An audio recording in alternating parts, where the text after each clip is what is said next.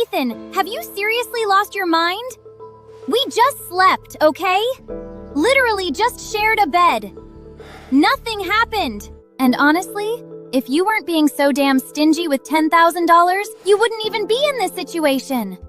This is Northbrook, Ethan. Northbrook! Not that backwards Ohio town where $10 makes you a big shot. Harper's standing there with her arms crossed, looking at me like I'm the one who's crazy.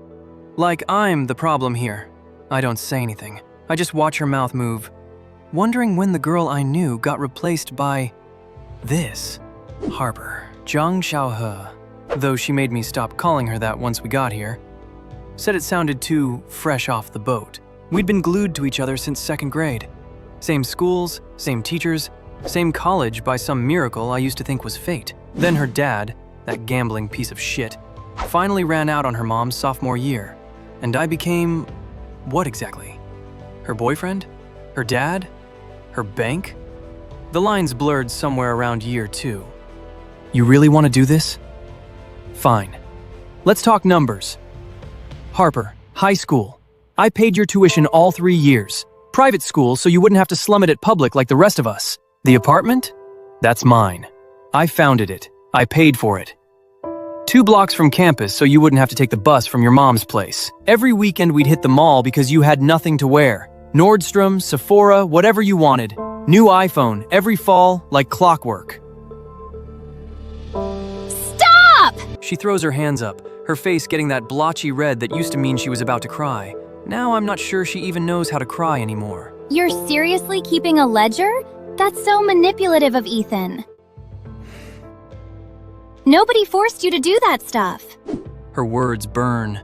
I look at the eyebrows I paid to get threaded, the sweater I bought her last month, and suddenly I see the ghost underneath. The girl who used rubber bands in her hair because she couldn't afford real ties, who'd split a Happy Meal with me and give me the prize. She used to save me the blue gummy bears. Now she's screaming at me for first-class tickets. You think I don't see the price tags? My roommate carries a Louis Vuitton. Her boyfriend picks her up in a BMW. Meanwhile, I'm climbing into your Honda like some charity case. You know that guy I met? The one from the finance firm? We'd known each other for literally 10 days, Ethan. 10 days! And he flew me to the Maldives. First class. 5-star hotel. Didn't make me feel guilty when I wanted to shop. Do you remember what you cared about before? Before all this? Before what? Before I realized I deserve nice things? You think I'm some hick who should just be grateful you throw me scraps? That I don't deserve what everyone else has? I'm trying to give you ambition, Ethan. Maybe if you saw what you were losing, you'd actually work for something instead of just coasting on your parents' money. I'm comfortable, Harper, but I'm not stupid. And I'm definitely not paying 10 grand to find out if you actually love me or just my credit limit. Fine. Then we're done. If you can't even pass this basic test, if you can't put your money where your mouth is, then clearly you never loved me anyway. All those TikTokers are right. Okay. Okay. The word just falls out. No tears, no begging, just this sudden, overwhelming lightness, like I've been carrying something heavy for 3 years and finally realized I could just put it down. Ethan, transfer the money right now, before I block your number. I'm serious! You'll never hear from me again!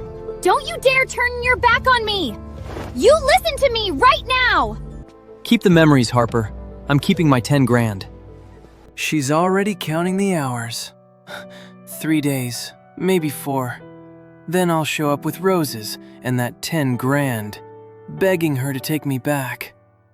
That's the fantasy she's selling herself. I don't go back to the apartment. I walk straight to O'Malley's, the shitty Irish pub 2 blocks from campus, where the lighting is dim and the bartenders don't ask questions. I slide onto a sticky stool. The bartender doesn't ask questions, just delivers the case of Bud. I start working through them like a checklist.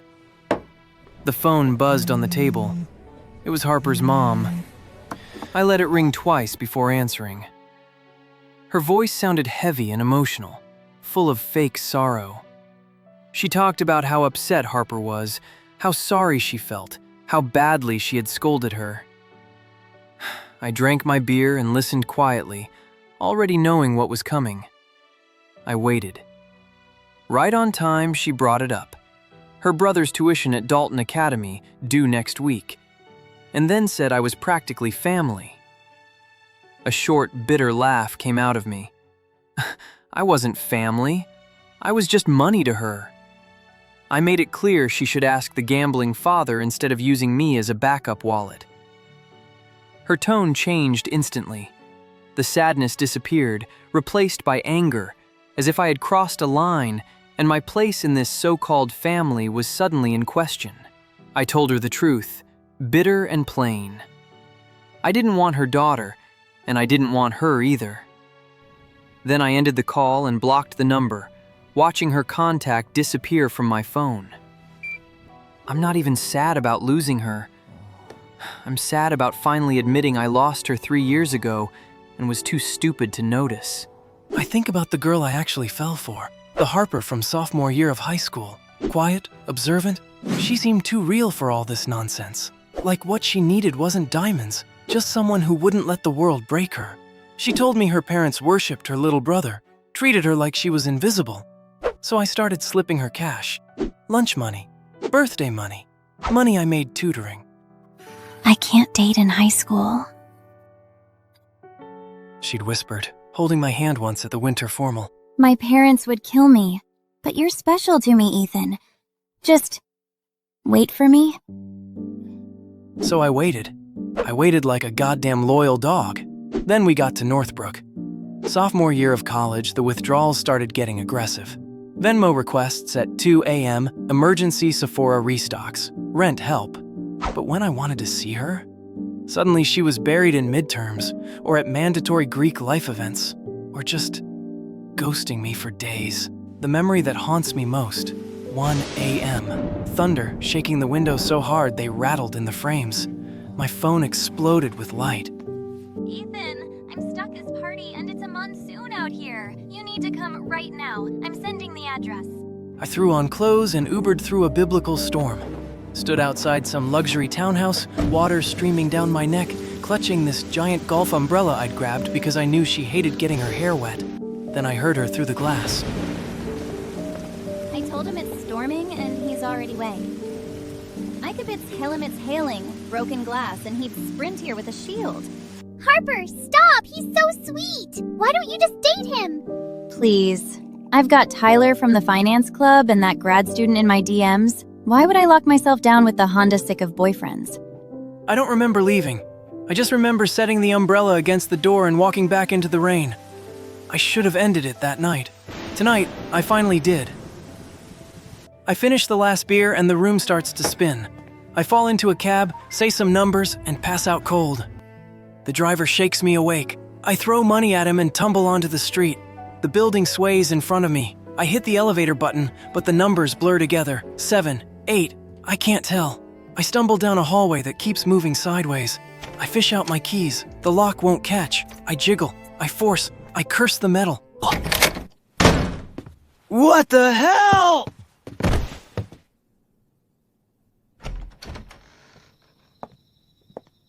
Damn, those are nice legs. Is this Cinderella? I don't wake up until the next morning. My brain's still rebooting when the first thing hits me. Damn, this smells incredible. Too good. Not my cheap detergent, not my stale apartment. This is floral, expensive. I peel my eyes open and stare up at a canopy of blush pink fabric. Pink, everything is pink. The comforter, the pillows, the curtains. Wait, this isn't my place. I jackknife upright, head screaming in protest and scan the room. White walls, minimalist desk, textbooks stacked by year. Definitely female territory, definitely not mine. You're awake. The voice comes from my left. I notice her thighs first, smooth and toned, half hidden by an oversized white shirt slipping off one shoulder. My eyes move down to her feet, bare on the wooden floor, small and pale. Her nails painted a soft pink. I swallow. I've always had a thing for feet. Nothing extreme, something I could usually control. But right now, it's loud and impossible to ignore. What are you looking at? Your feet. You creep. I blink, convinced I'm still drunk. Because the girl standing there, cheeks flushing pink, isn't just any girl. It's Serena. Serena Jung, the undisputed campus goddess of Northbrook University. How did I? You got wasted. You went through the wrong door. I scratched my temple, trying to process. Wrong door? Unless we're neighbors. Sorry to impose, ma'am. I scramble out of bed, noticing the tornado I've made of her sheets. I quickly try to smooth them out, tucking corners like my life depends on it. I spent the entire night in Serena Jang's bed. If I die tomorrow, at least I can say I've lived. I should get going. Wait. I freeze halfway to the door and look back. Up close, she looks even more unreal than I remember. I've only seen her twice before. Once at freshman orientation, when she gave the welcome speech, standing at the podium like she owned the place. She has a face that belongs on a magazine cover. Soft features, clear eyes, an innocent look that fools you. But that face comes with a body that says the opposite. A slim waist, long athletic legs, curves that hit you all at once. She should have been every guy's dream, but no one ever went near her. There was something about her, cold and sharp, that kept people at a distance. Student council president, straight A scholarship student for 3 years. The kind of girl you don't talk to. You just watch from far away. Stay a little longer and have breakfast. Huh? Did I hear that right? She pulls out a kitchen chair without looking at me. I bought too much. She sits down and starts picking at her food, ignoring me completely, but I catch it. The red creeping up her ears, betraying that cool facade. Well, when a goddess invites you to coffee, you don't say no. I slide into the chair across from her. Steam rises from the mug and bagels between us. I watch her eat, noting how even buttering a bagel looks elegant on her, like everything she does is a masterclass in refinement. This is definitely going to be an interesting morning.